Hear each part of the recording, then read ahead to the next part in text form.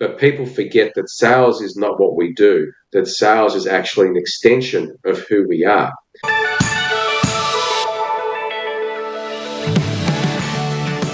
Hello, and you're with Aveline Clark on the 6-Star Business Podcast, where we have conversations about what it takes to be 6-star as a 6-star leader in a 6-star business in a 6-star world.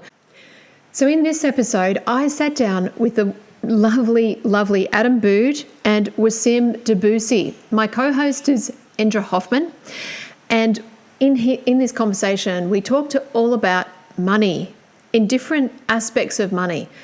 Adam is a sales coach and expert, and Wassim helps to educate people on how to grow their wealth using blockchain technology and cryptocurrencies.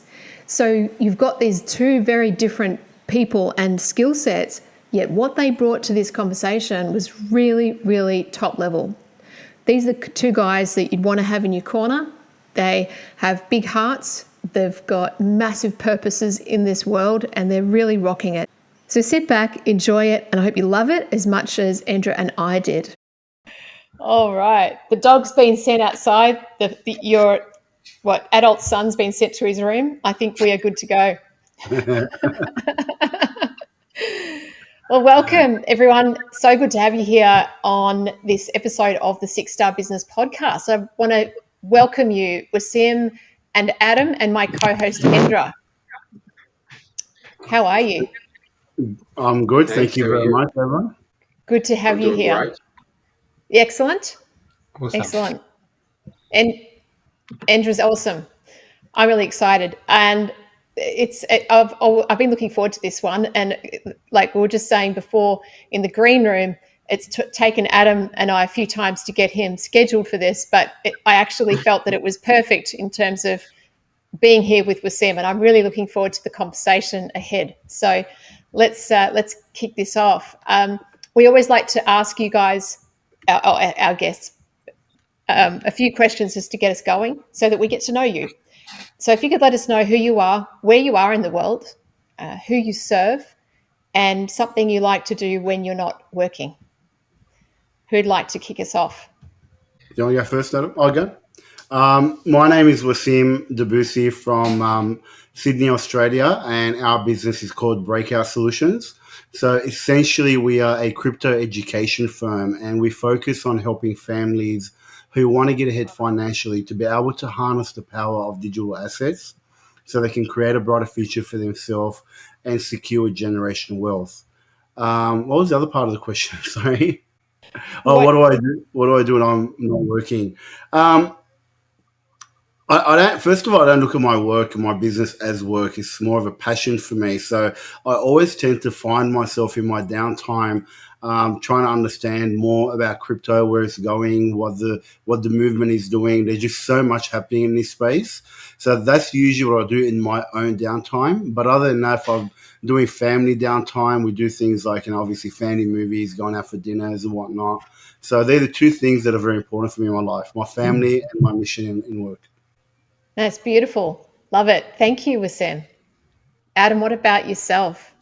So my name's Adam Bude. I live on the Gold Coast, Australia, and I serve business owners, small business owners, solopreneurs, and even salespeople, really educating and teaching people on how we can do business in a much better way than the way that business is being done. So my whole philosophy is learning how we can increase our conversion rates by, I've got a very simple 3-step methodology, which is about connection, communication, and then conversion, and really changing the philosophy around from closing the deal and KPIs to being of service and how can we help you. I understand that money is a byproduct of service, and I understand that humans are here to be of service to one another. And I also understand what it's like when someone's trying to take things from me, which I don't like. And when I say take things from me, I'm talking about my money. So if we can educate people on how they can be showing up and communicating differently in the business world, then they're going to have much better relationships with their consumers. They're not going to need to waste so much money on leads. They're going to be able to increase their conversion rates. And ultimately, what it comes down to is having why we go into business. We go into business so we can have more time, more money, and more freedom.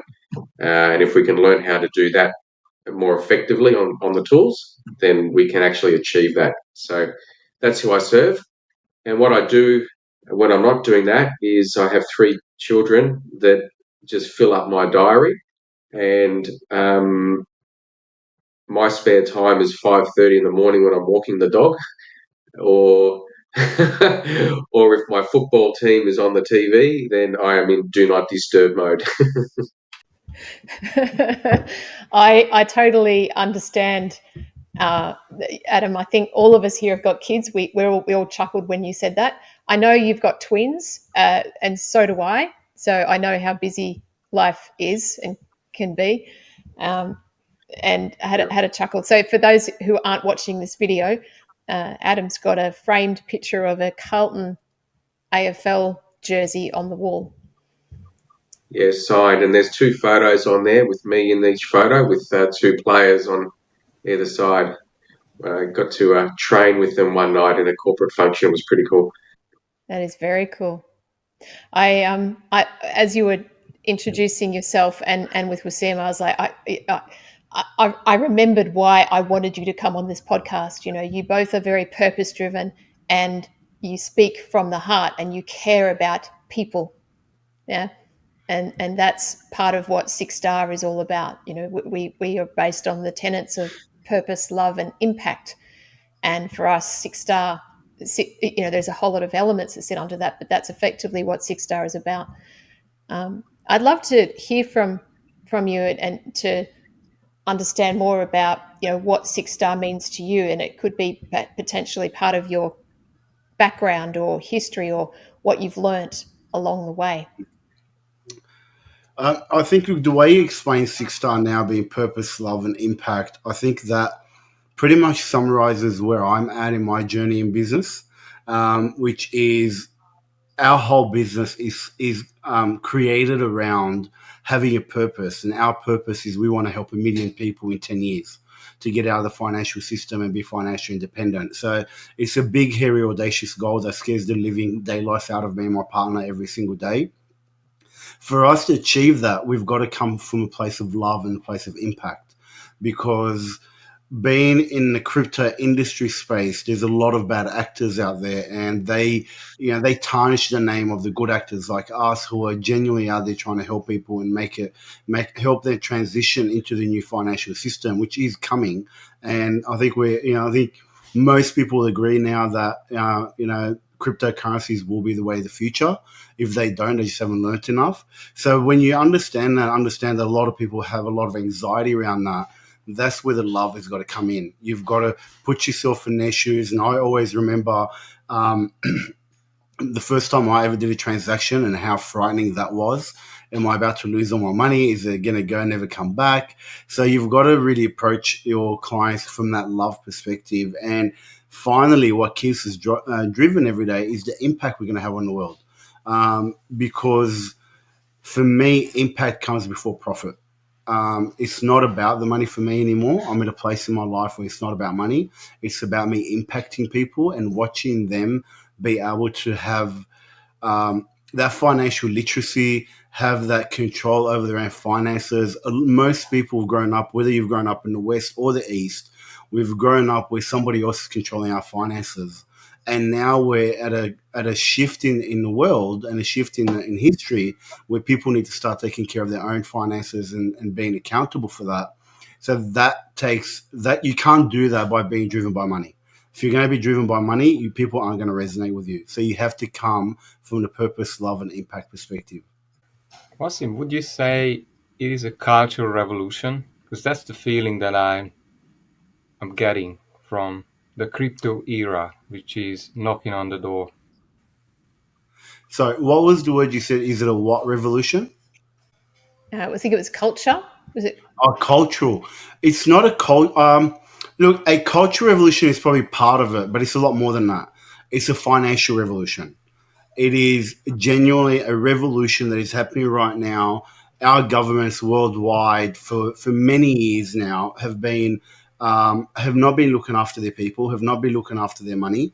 It started from back as early as 2008 and even earlier than that with quantitative easing, where the governments turned on the printing of the printing press on money.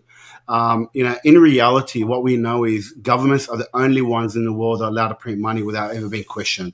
If you and I were to print money, we'd go in jail. But our governments can turn on the printing press anytime there is a pinch, and they can print trillions of dollars without anyone asking them. So crypto is a bit of a financial revolution. It's a cultural revolution in terms that the first ever cryptocurrency, which was Bitcoin, was actually created by a libertarian movement. And what they did was they gave Bitcoin as a gift to the world. They created the algorithm, they created the network, they tested it, they made sure it worked, and then they put it out in the world and they disappeared. So nobody owns Bitcoin. When you understand that and understand that nobody can ever control Bitcoin, you understand that it's truly the people's money. And that's why we call it a financial revolution. There is obviously culture part of it. There's got massive culture changes, but it's essentially a financial revolution. It's exciting. Very exciting. It's exciting. I'm so excited to be living in this day and age where we're seeing so many changes, and the next 10 to 20 years is going to go down in history as one of the biggest changes the world has ever seen. Same as the fall of the Roman Empire and the Greek empires and all of these. We're living in a very, very exciting time in the world. Adam, I'd love to hear you share a little bit about perhaps your journey or your perspective on Six Star, or even if you want to respond to, what Wassim's just, served us up in terms of a big financial revolution. Small topic to kick off the conversation, of course. You're not quite sure where to take it from there, Wassim. So you really haven't given me one place to go other than sort of south, have you? Mate, I want to hear about Let's how just go you're macro to impacting business. begin with. Let's not worry about the micro and work our way up, I apologize, though, but I'm sure you would have a lot to say about how businesses need to have the purpose, the impact, and the love in their sales. I mean, that's something I think every business should be looking at. It's a funny thing. I worked as a business broker for about 18 months here on the Gold Coast, and the businesses that I saw that were people that were wanting to sell actually were selling something that was unsaleable, because they went into business not from a strategic point of view. They went into business because they fell into it. They're not business people. They never treated it as a business, and ultimately their bottom lines were just rubbish, sadly. All that time, all that effort, all that money, everything, their energy, everything that they put into trying to make something work, without a real plan. It was heartbreaking to tell them that they didn't have anything sellable.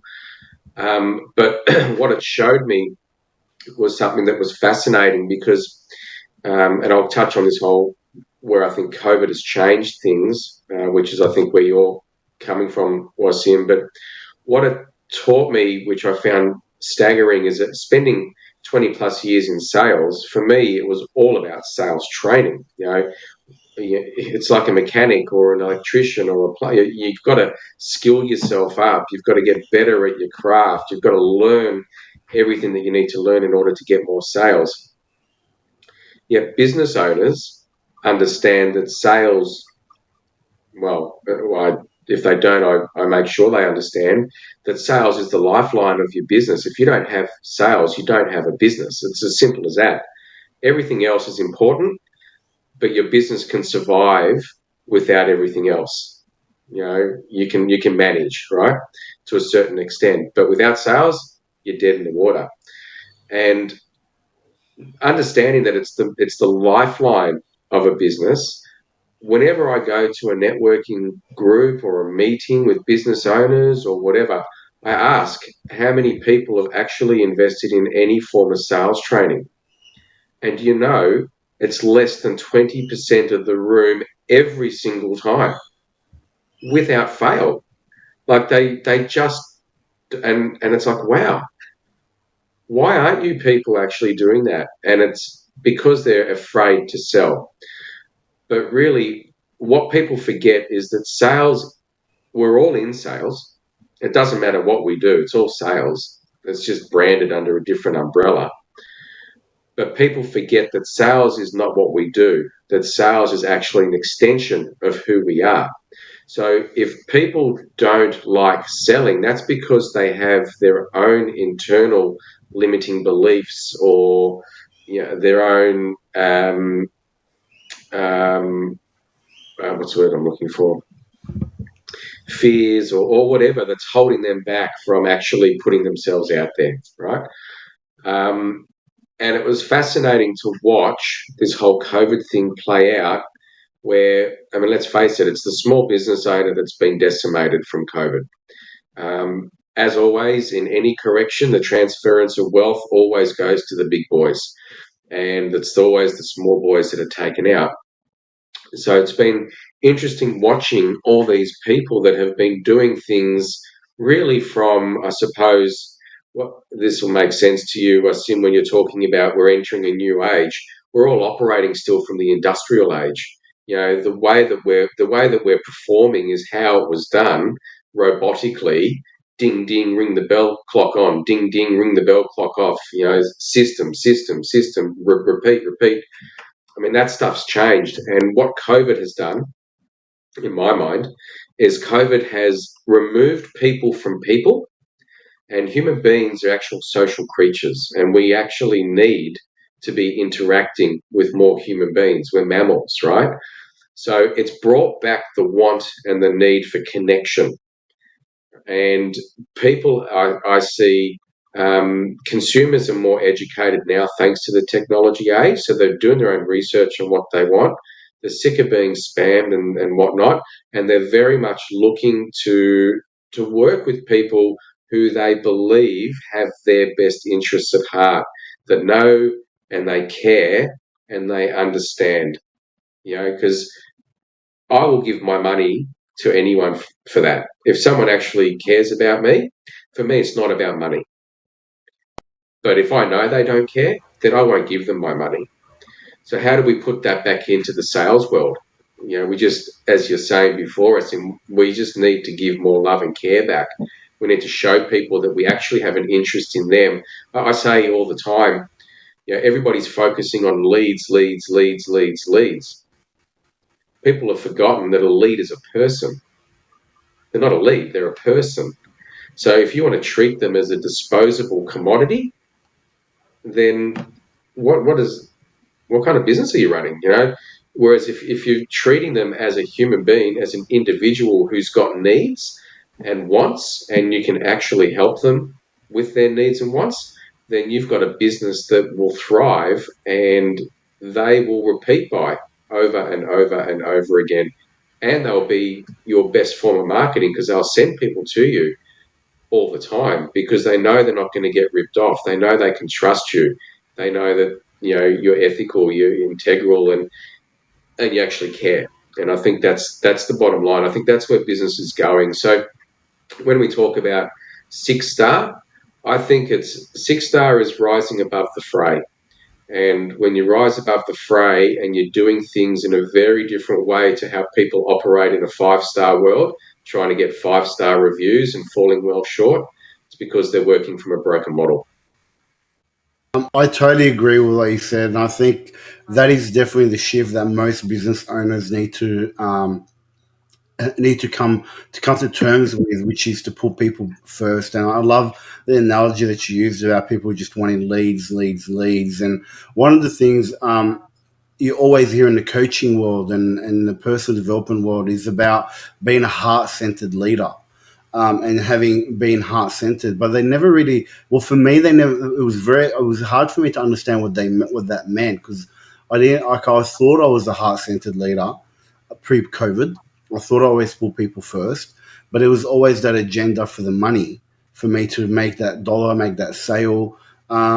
and I went. I mean, you made a very good example that the small business owners were the ones that copped it worse through COVID, and I was one of those. My business went under during COVID, and I had to reinvent myself in 2021. But what I realized during that time of reinventing myself was I came to the realization that for me to be, obviously in the theme of today's podcast, for me to be a 6-star leader, a 6-star father, and a 6-star business owner, and to truly be heart centered in doing that, I have to put my desires aside when I'm serving my community. And this is something that can be quite challenging, especially when you're emotionally involved. As a father, um, it's really hard to put your emotions aside when you're dealing with your children because they're your children and you love them. But what I learned during 2021 was for me to really be the 6-star father or the 6-star leader in my household, every situation had to be about what is the best outcome for them, regardless of my desire. And when I did that, I was able to lead with the heart. But pre-COVID, I was leading with the heart and letting my emotions drive it. And that's what I thought a heart-centered leader was. But what I came to realize was a heart-centered leader is leading from the heart by putting your audience's desire, best interest first, but then using your logical mind to be able to make the best decisions for them. And that was a big breakthrough for me and really allowed me to step into becoming the leader that I am today. So it's a combination of having my heart and my mind aligned. For the first time in my life, I was able to do that when I took money out of everything and money was no longer an issue. It's an interesting thing. I've signed up for another personal development program. I've been in personal development for over 20 years. In fact, my first business was a personal development business. It was network marketing, and I lost that just before COVID. But the irony was that the personal development world is it's do as I say, it's not do as I do.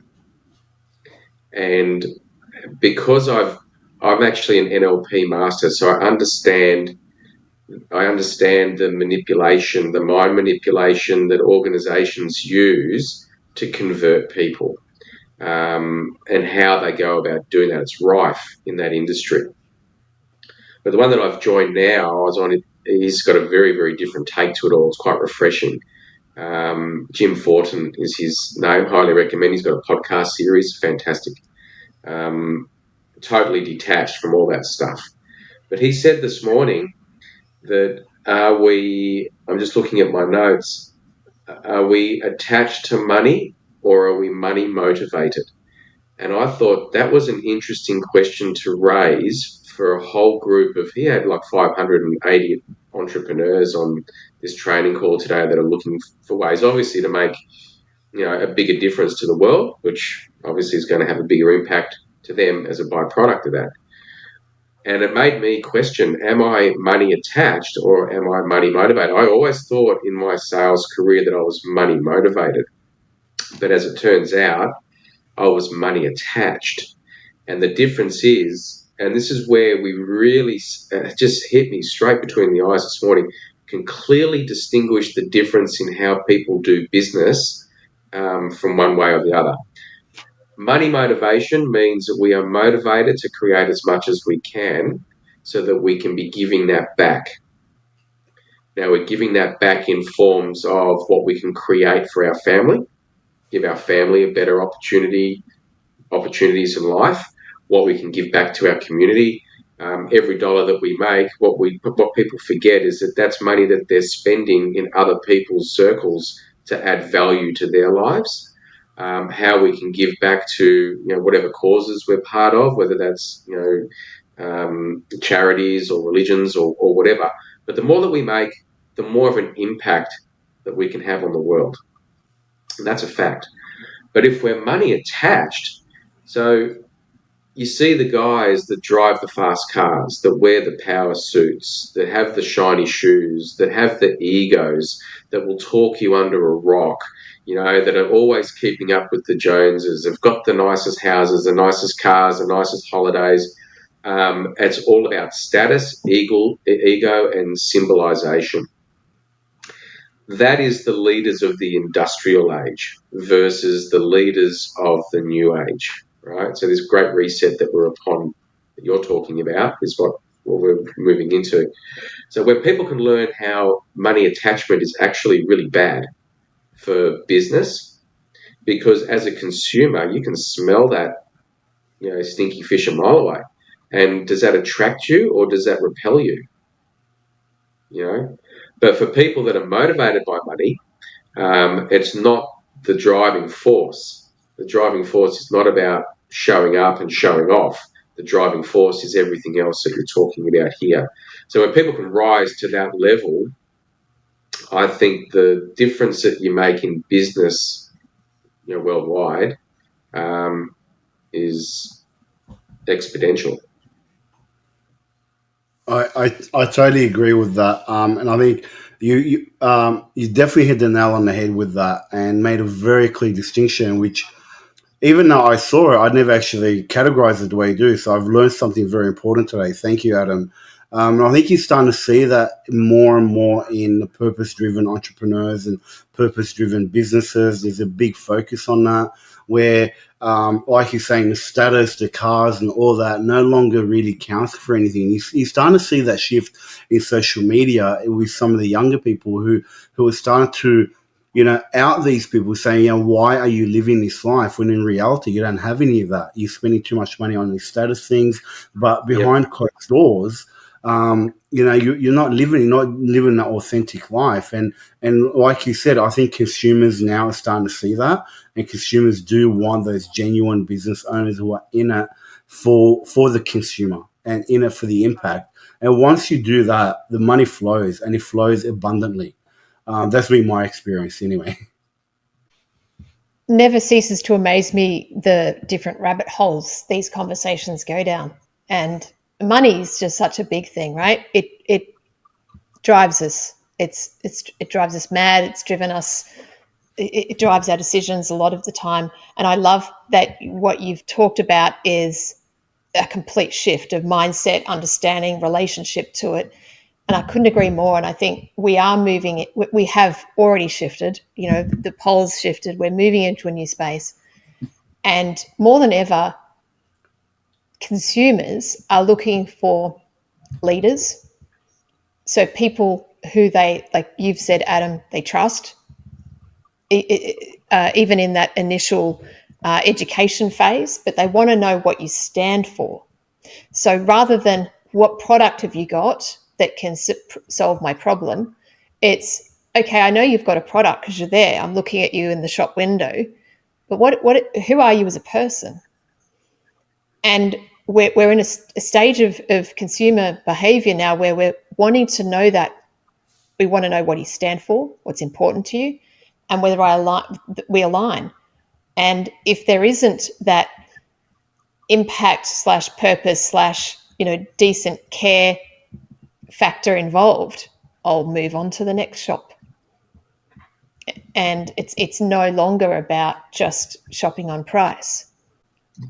I'd love to know. Sorry, I was going to just say it's never about price when it's about value. I totally agree. And that's something that I think a lot of business owners, like you're saying, Evelyn, and is they are starting to see that. And those business owners who recognize that and align and model their business on their goals and what they want to achieve and the impact that they want to achieve, and find that tribe and not worry about everybody else, they're the ones that are going to thrive in the future. When you have a clear vision and a clear understanding of the type of person you want to help and why you want to help them, then when you meet that person, they will be so aligned with you that they'll want to do business with you. Like you're saying, people want to see what you stand for. And we do that in our business all the time. That's why we're so specific going after families, because families have a different type of mindset. They have the type of mindset that we have. We're in this for the long term. We're in this for growing things for our children, for the future. We're not in it to take profit now and be able to benefit and have instant gratification. So whenever we talk about that in our communication, in our messaging, in our webinars, in our events, you see it. I see it with my own eyes of who's connected with what we're saying and who's disconnected. And I don't want to work with the people that are disconnected because it's going to be a harder battle for me to get them to buy my product because their goals and my goals aren't aligned. But those whose goals and my goals and whose values and my values are aligned, they become your raving fans. They go out and they sing their songs. They sing songs about you to everybody they know. And this is, I think, the biggest shift that I've had in my growth over the past few years from COVID is understanding that and being aligned and being genuine and being authentic to who I am. Because pre-COVID, I was trying, and I had a gym, I had a coaching business, and I was trying to be something that I thought I was being genuine to myself. But now I think back, it wasn't who I am. Now I'm finding who I am, and I don't care what anybody thinks because this is what I stand for. And those that believe in my vision will come on the journey with me. What challenges do you foresee business owners having as we continue to transition in this new phase, if let's call it a phase or a stage of our society? Who asking a question to me, Adam? Both. Anyone? Adam, over to you, bro. I think they will very quickly just disappear if they don't evolve with the times. And if people still want to keep operating from the industrial age, understanding that we're clearly moving into a new age, it can't work. Yeah. I agree. I agree to a certain extent. I think there'll always be those businesses that will be very transactional, and those businesses will become a commodity. They're not going to grow to the hopes of what that business owner wants. They will always compete on price because they're not adding that value. They don't have that alignment with their customer. So there will be that class of businesses always. But I agree with Adam in the sense that for those businesses that want to thrive, and there will be a portion of businesses who won't find their place in the two segments, if you want to call it, and they're going to perish. But those businesses of the future that are going to make an impact, are going to grow, are going to be household names, are going to make an impact around the world. They're the ones that are going to be genuine and authentic to their vision and their goals, and they're going to communicate that with people, and they will be the ones that price, like Adam said, it's not about price, it's about value. They will be the ones that will be able to charge any price that they want because their customers know and believe in the vision what they're trying to do. And they will be the ones that will give the best prices to their customers because they have their customers' best interest at heart. So the price point will never be an issue for those people. That's why I feel ultimately they'll disappear. It's like the news agency. A news agency can't keep going if you don't sell newspapers. It's like it just comes to a point where it's just time to move on. Yep, I agree with that. Andre, I Adam, haven't heard much from you. this is a question to you. Since There's your leader. You I was segue in. just saying that when you, I've got some connection issues. I wanted to ask you when you introduce yourself. I've already had this big picture about if you make it and you're impacting a lot of people, then I've already seen, and customer experience transformed for a lot of people who are dealing with small businesses and who is not dealing with small businesses in this country. So do you want to comment on the impact that you see yourself in front of you in the future?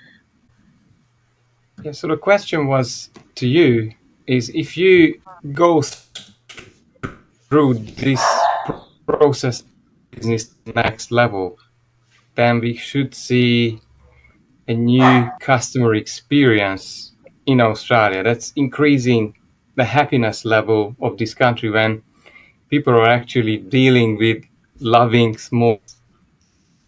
Do you want to comment on the higher impact that your business is going to do in the future? Yeah. So my response to that, Andrea, is let me talk about it in a in a direct marketing, direct sales way. So how people are showing up now to generate leads and the difference that this is going to have in that ripple effect of business moving forward. If you're not about connection and you're not about communication and you're not about service and you are only about direct transactions like what Wassim was referring to before, what you will find is that you're just throwing it out there, spending lots of money, constantly rehiring staff, constantly just losing money everywhere because the leads that are coming through the door are not actually buyers. So I mentioned at the beginning of this that the of this podcast that consumers are now well educated, and when I mean well educated, they're already doing their research on stuff that they're wanting or stuff that they're needing. So if something happens, bang, they're straight online googling it, right? Now, whether that brings an ad up afterwards, which we know that these things are always listening to us, and as soon as you talk about a black cat, all of a sudden there's 10 ads for black cats, right? So the whole direct marketing thing is actually not working, and the reason for that is because touch points have gone through the roof. So for those that don't know what a touch point is, a touch point is how many times we need to see something before we actually take action to buy something. And 10 years ago, it might have been 3 times you'd need to see something before you would purchase. Now, it's like 17, 18, 19 times, which means that we're getting spam after spam after spam, Facebook ads, LinkedIn, YouTube, emails, noise, right? So what it's doing is it's turning people away. So 70% of the marketplace already knows that it's going to buy something. Okay, 100% of the people in the marketplace, 60% of those people are not even looking for something. So if you're in business and you're out there trying to generate more leads, let's say you generate 100 leads in a direct marketing, direct sales type of thing, straight away 60 of those leads that you've connected to are not even looking to make a purchase.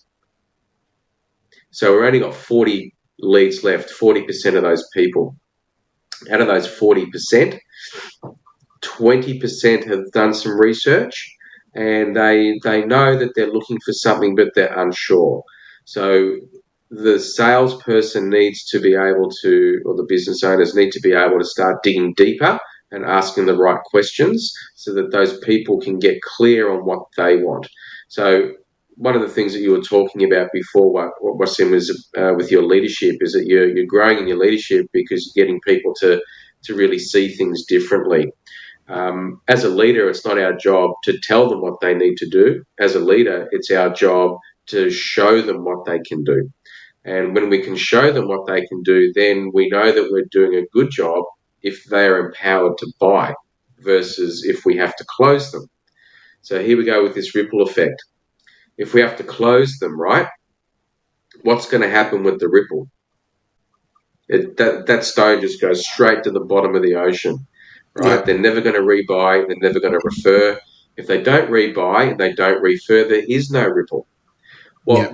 What everyone's forgetting is that for every person that comes through our doors, we're not talking to that person. We're talking to that person's network. So if we're going straight for the throat to get a transactional sale right now, there's 150 people in that person's network that they're going to have interactions with at different times that they're never going to talk to you about, other than saying, don't ever go there because that person did this, this, this, this, and this. That's a really bad ripple that's unfixable, right? Yeah. So our job is to move that 20% into the next category, which is the 17%. They're ready to buy, but they're just needing us to help them clarify that they're making the right decision on what they want to buy. So out of those 100 leads, 17 are there, but they're just needing the right person to give them the right education and the clarification and distinctions and whatever. So if I'm detached from the outcome and I'm talking to them about all the pros and cons of whatever the situation is and allowing them to make their own decision, what ripple effect am I creating there through their community? It's an I empowerment. absolutely, yeah, I absolutely love what you just said, Adam. Sorry, do you have more to say? Or just were you finished? Yeah, and then the only other thing is that 3% of the people they already know it. So they're the ones that, if you're talking about transactions, they'll go in. They don't even need, like, when you walk into a place and someone says, "Can I help you?" "No, I'm good." I grab it and I walk out.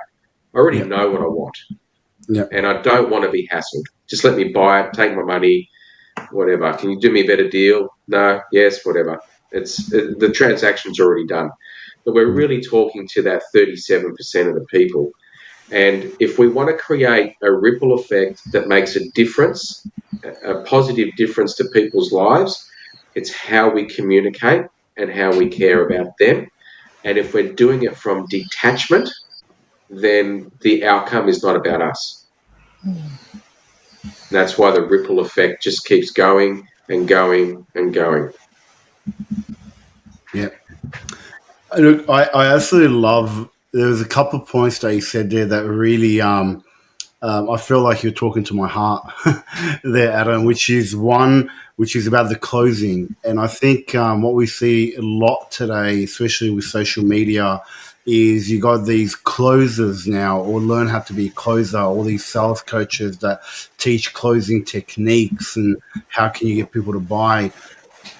And you mentioned that 20% of businesses have never done any sales training, which shows the challenges that a lot of businesses have as to why they don't grow. 80% haven't done 80%, sales training. yeah, 20% have done it. Yeah, 20% have done it, 80% haven't. I did hear that. I said that incorrectly, which is to me, as someone who's been in sales just like you for over 20, 22 years now, I understand the value of sales. But I also, yeah, where you spoke about closing, and that's something that almost every sales program I ever went to had a big section around closing. But one of the things that, and I think you would agree with this, when you put the person first and you want to help them, you don't need to close, because That's you'll right. come to the end of it. It's either this is right for you now, or it's not right for you now. You come back when it's right for you, or it's not right for you at all. And when people have that option, then there's no pressure for them to buy right then and there. And what I found, when you do that with the person, it's about them and solving the problem for them, your Yeah. closing rate actually goes through the roof, because Yes. people then know that you're not in it for the money, you're genuinely trying to help them. And they also know, like, one of the biggest things that has been happening for me over the past 2 years or year and a half now, is that I actually try and sell my customers a lower price product, but then they end up upgrading to the highest price product, because that's not what I'm selling. I'm actually selling them something that they need, that I believe is going to be best for them, and they want to upgrade to get the extra perks because that's what they want. But that's a completely different paradigm shift than what many salespeople are doing now, which is trying to add more value or add more products and make the sale a bigger sale. But when you do what you said, that ripple effect of them feeling that they've been served for their need, that goes out into their network. And I think a lot of businesses and a lot of salespeople miss that you have a potential to tap into a much larger network by doing the right thing for that person. So, Andre, I think if I'm looking at the notes, is it going to increase national happiness levels in Australia? How can it not? Like, if you're doing things the right way, how could it not increase the happiness levels of consumers?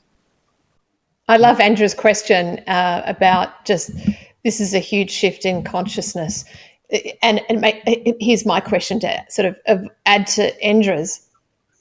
Fast forward 5 years. Imagine the shift that businesses have had to make over the next 5 years, given what we've just gone through the last 2 years.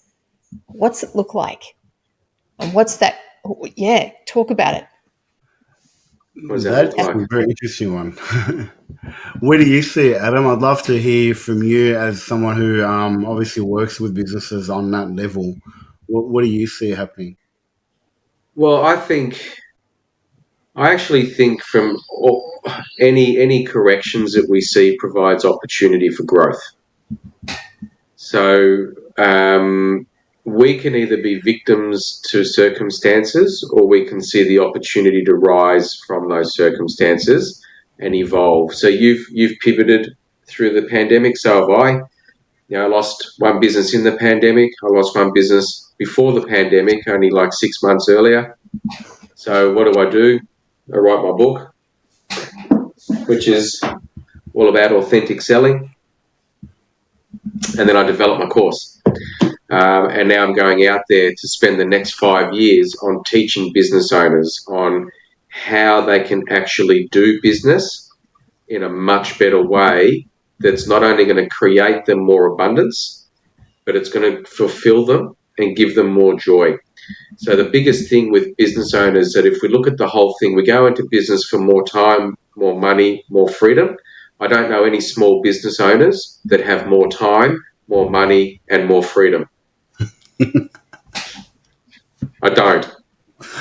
I see small business owners stressed, pulling their hair out, exhausted, riding the wave of when's the money coming in and when's it going back out, and the stress levels are through the roof, and it's because they're filling up from the outside instead of filling up from the inside.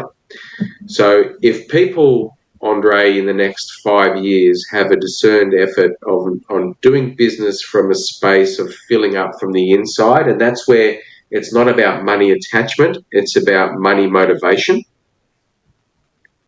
So we're doing what we love, and we're doing it to be of real service, and we're doing it to create expansion in other people's lives, then we can command whatever price we want. Like, I could have my sales training program is only $1,500, but I could make that $5,000. It's just a number. It all just depends what people's perceived value and what they can create from that would be. Do you know what I mean? So I think now is a great opportunity for us to be living in a very different world, and that's what my passion is. That's what my goal is. I'm hell bent on changing the way the business is done in the next 5 years, and teaching small business owners how to operate in a way that's going to, far withstand things like this again. Yeah. And you know what? When you're coming from that space and you're not filling up from the outside, you're still going to have the leads, people that are going to be referring to you and working with you, and it'll be ongoing. Yeah. Look, I mean, I agree with where you're going with that, with Adam. I mean, for me, I look at businesses from a different perspective of what they need to upgrade and incorporate into their business. There's definitely a big shift for businesses now, especially if they want to capture millennials and the younger generation. Being in the crypto space, I understand how much changes are happening all the time in business and in the whole new financial system. And I think 5 years from now, businesses will need to cater for their clientele over above and beyond what they're doing now, and that will include being open to new payment gateways, being open to new ways in which they can do business, ways in which they can incorporate blockchain. One of the things that the biggest shift that's going to happen in business and the way we do business is blockchain. And I think a lot of people think that cryptocurrencies is about the cryptocurrency. They don't understand that it's the blockchain technology underneath that is going to shape a lot of businesses and make a lot of things very public, because the blockchain is a public ledger. And I think for businesses where they have an opportunity, especially for big corporations who are always under scrutiny for their behavior and the way that they do things, with blockchain technology, they can really increase the trust they have with the market by using blockchain technology to make everything available for people to see in their supply chains, in the way they produce things, in making sure there's certain ingredients in foods, etc. This is going to be a big shift in the way that we do business. When you couple that with businesses having to be more authentic and more loving and more impactful, I think both the technology and the shift in consciousness are going to come together to make businesses think differently of how they approach their customers. It's definitely an unfolding space, isn't it? And for some people listening to that, they might be a little bit fearful, and rightly so, because it's change, it's the unknown. And yet we've been talking about love and purpose. And I think if people listening to what Wassim just said are afraid, then just, stay inside, like Adam talks about, coming from within, fill up with the love, the purpose, and the impact, and that will guide you. Yeah. 100%. I definitely believe if you're in business and you're only in it for the money and it's about what you can get from the outside and you're not getting fulfillment, you're in the wrong business, because money comes and money goes and fulfillment lasts forever. If you don't finish your day looking back and saying, I've made a difference in somebody's life or I've made a difference in the world, according to whatever goals you have, whatever difference that could be for you, if you're not getting fulfillment out of your business, you're going to end up with a lot of stress. And I think that's what Adam was saying. A lot of small business owners are always stressed. They're pulling their hair out. They don't have enough time. They don't have enough freedom. And I think for me, I was in that position until I changed and pivoted like Adam did, where now I can work from 7 a.m. to 9, 10 o'clock every night and go to bed energized. Because if I know that I'm making an impact, I go to bed feeling good. You certainly did a good job of pulling your hair out. That was my wife.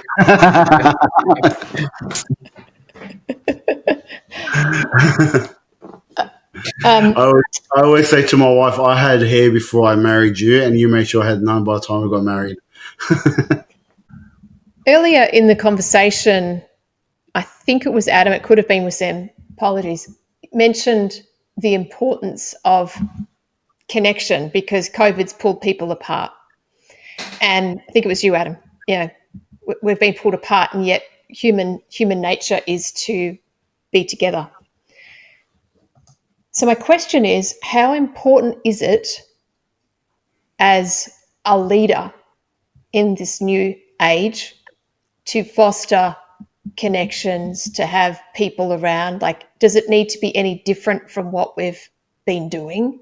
Like, do we need to change the way that we, I guess, connect, live, surround ourselves? Do you know what I'm saying? What needs to shift there? What do we need? Well, that's a really big question. I think it definitely needs to change, because if you look at what the global leaders have done, they've destroyed it all. So if we're all following big end leaders, then it's time for the William Wallaces to rise, and to. I think this is where I'm a massive believer of don't do as I say, do as I do. So if you really want to be a leader, you be the demonstration, right? I don't actually see, as an example, the leaders of our country being the demonstration.